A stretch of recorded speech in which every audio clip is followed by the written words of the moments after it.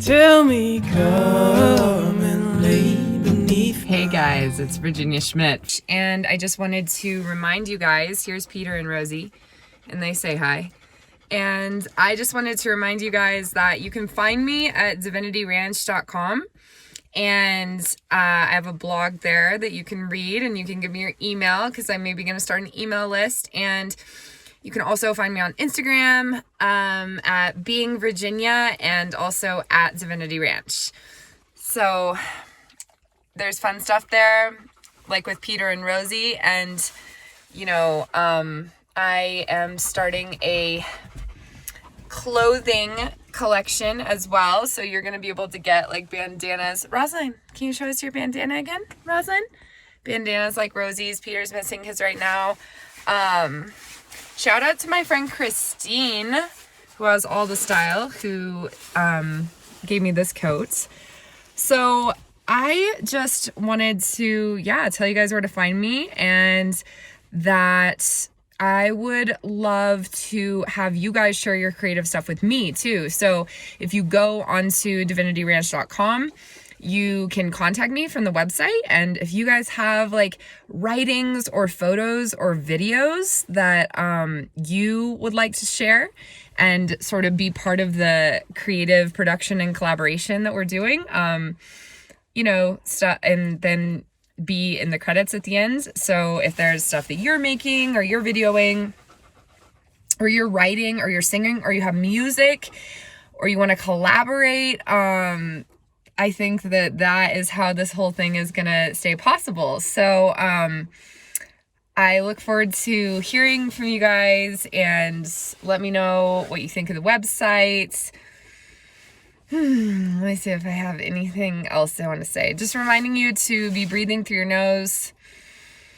And reminding you to be getting in touch with your shadow side and your unconscious is driving you, and just having this intention, like beginning to look at your life from a larger point of view, from the point of view of themes and patterns that are getting played out, and maybe going back in time, and maybe even back beyond, your own early life and childhood, back in time, and generational trauma too, and just beginning to recognize like sort of patterns that are playing out. And I just, like, for me, a big thing that is coming up right now that I am like, that's totally shifting my perspective around a lot of things, is this idea from a book that I just recently read, and I'm going to put a link to it down below.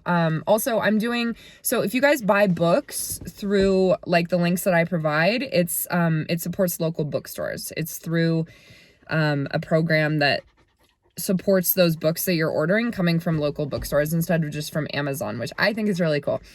So there's that. And so I just read this book called Women and Desire: Beyond Wanting to Be Wanted by Jungian psychoanalyst Polly something Eisenhower, or it's not Eisenhower. So I will have a link to her book in the below, and Polly Drath Eisenhower or something. She is absolutely phenomenal, and I'm also reading a book by her right now that I'll put a link to. I'm listening on Audible, a book called Love Between Equals. And it just helped me to see a lot of like really obvious sort of unconscious things going on in my own life, that's gonna be leading to some big things for me, like going on my next adventure and bringing these guys with me and going out on the road, hopefully in a little mini Winnie, as bought from my friend Meredith. I don't think it's actually a Winnebago, but so there's a lot more for me to say about this. What I would encourage you to do is just be able to take some time to step outside everything that keeps you busy, basically. And I know a lot of us have a lot of responsibilities, and I think that is why it's so paramount to do this, because a big part of this book was about the difference between your this is so cute. I'm gonna have to get a frame from this. Oh, Miss Roslyn. The difference between being an object of desire, so seeking to be wanted by others, like whether in a love context or any context, basically being more concerned with the image you're presenting and projecting that onto what you think others see of that image, then you're so preoccupied with that, that you can't see your own heart's, you have no room to discover your own heart's desire.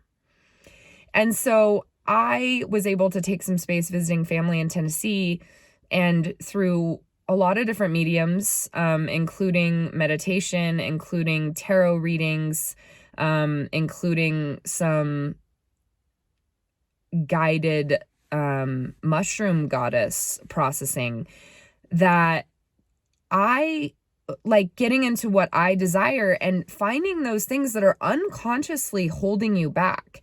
Because this is why shadow work and working with the shadow side is so important, because these things that are hidden, that are deep in our unconscious from like our original woundings, are running the show pretty much. Our unconscious and subconscious is what's running the show. And these things are running the show until we become aware of them and shine the light of our awareness on them. And then it's like, whoa, how did I not see that? How did I not see what I wanted while I was putting all of my awareness on this image that I thought was what others wanted to see, as if I even have any control over what others see, rather than being interested in what is my desire?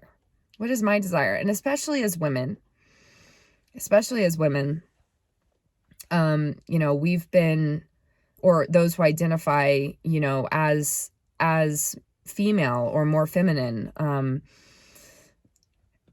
so whether gender-wise women or sexually, just this role of women, especially for the past few hundred years, has really been conditioned to be very, very concerned about, like more concerned about image and quote, like reputation and these things than what our own heart's desires are. And our own heart's desires are what we really have to give to this world too. It's not selfish.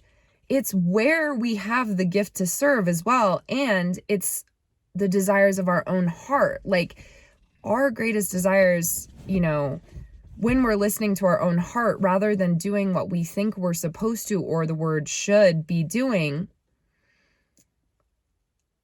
the desires of our own heart are like part of our most natural instinct. So, they just lead to doing something that not only fulfills us, and it not only fulfills us, it also allows us to serve from the heart and not be doing things because we feel forced, but because we desire to. So I did a lot of processing around realizing that I,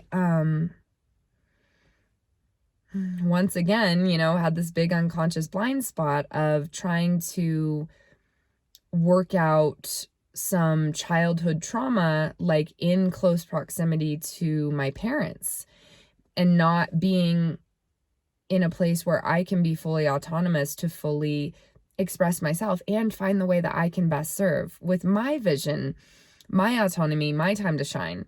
And I don't even want to use the word independent, because the idea is interdependence. And what is Pauly calls it mutual dependence, because as humans, as animals, as living creatures that are part of nature, the same way that nature and all things are all interconnected, we all depend on each other.